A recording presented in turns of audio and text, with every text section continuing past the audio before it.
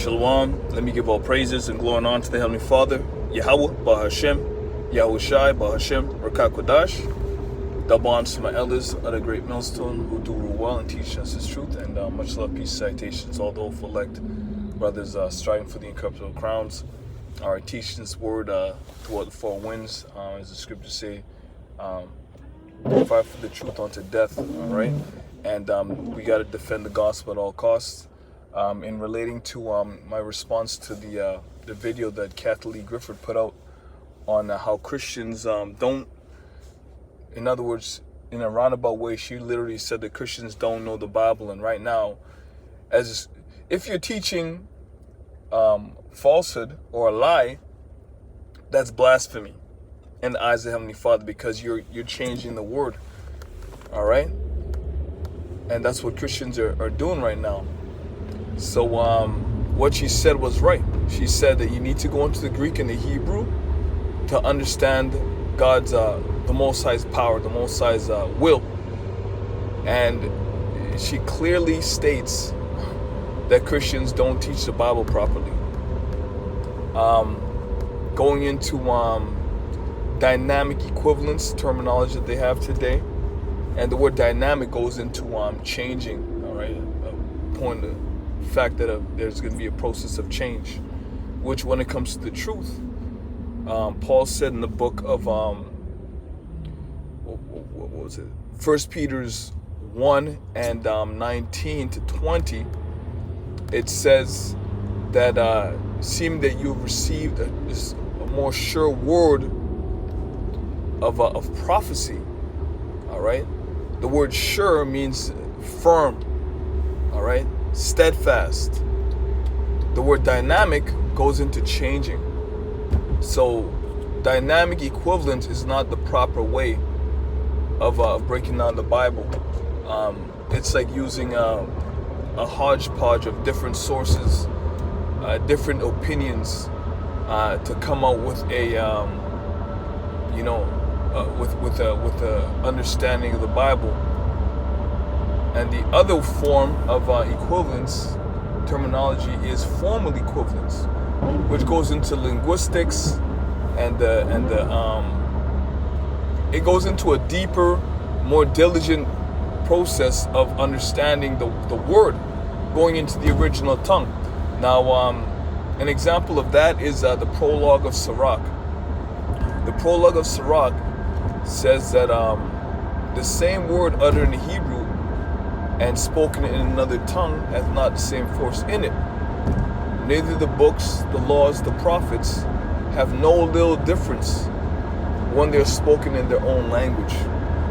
So if you look into Christianity, they'll tell you that the Old Testament is very different from the New.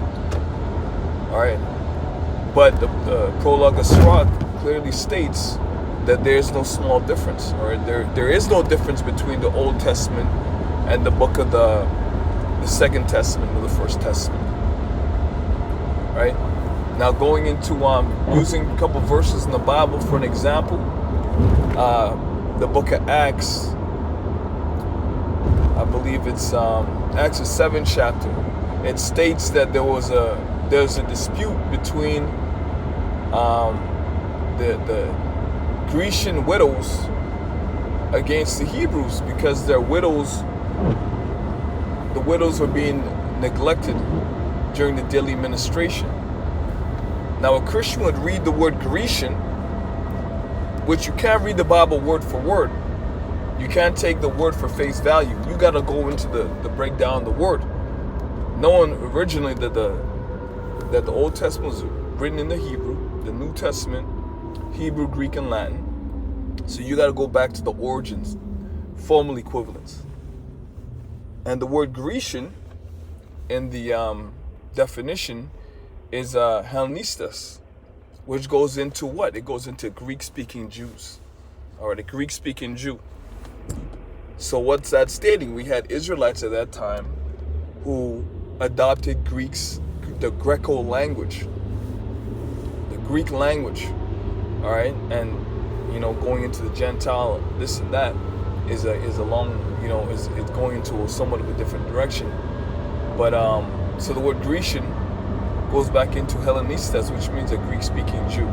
So an Israelite who spoke Greek. So the widows were Jews who spoke Greek. That was the separation, somewhat separation via language. Another example is Easter. I want to say the Acts, the 17th chapter, but I could be wrong. It goes into celebrating the day of Easter. A Christian would read that word and take the word Easter to mean a paganistic holiday, all right, which is an abomination to the Lord to celebrate these holidays. These are paganistic holidays. So what the word Easter, broken down, going into the origin of the word in the Greek, it goes back into the word Pesach. All right, Pesach, which the word Pesach goes back into Passover. So the word Easter is not the paganistic holiday that people celebrate today, where they hide eggs, and rabbits have somewhat to do with it. Rabbits and eggs, who knows? Fertility goddess worship, in other words. That wasn't the case. All right, the word is Passover. Another example, it'll be my last. The book of the verse John 3:16, which Christians love to quote. It's quoted as, "For God so loved the world that he gave his only begotten Son, that whosoever shall believe in him shall not perish but have everlasting life through," I'll say the name of the Lord, Yahushua HaMashiach. Now, Christians would read the word world and right away they'd assume that it's talking about the whole entire universe, or the whole inhabited earth. But the word cosmos goes back into an adornment, an arrangement, orderly arrangement, a group of stars, or a particular aggregate of particulars, I believe it says, or particulars. All right. Now, when you go into arrangement or adornment, you read Revelation, the 12th chapter, man. The scriptures say that the nation of Israel was clothed with the sun and the moon under her feet. The word clothed goes back into an adornment. All right, and 12 stars upon her head, which goes back into those cosmos. All right, the arrangement of stars. Which you go into the book of I believe it's Genesis, when Joseph had the dream about the 11 stars paying obeisance unto him. Those 11 stars were his brothers, which represented the 12 tribes of Israel, as the scriptures say, that the nation of Israel will not only be as the sand of the seas, but also as the stars of heaven. Stars of the heavens, right? So, which directly ties into the nation of Israel, which the scriptures also say that they are a world unto themselves, or they are a world without end. All right. So let's go end off on Acts 17th chapter, I believe, the church of Berea. All right. It states that the church of Berea were more noble than they of Thessalonica, for they received the word of all with all readiness of mind and searched the scriptures to see if these things were true. Which means what? They knew that they were to prove all things.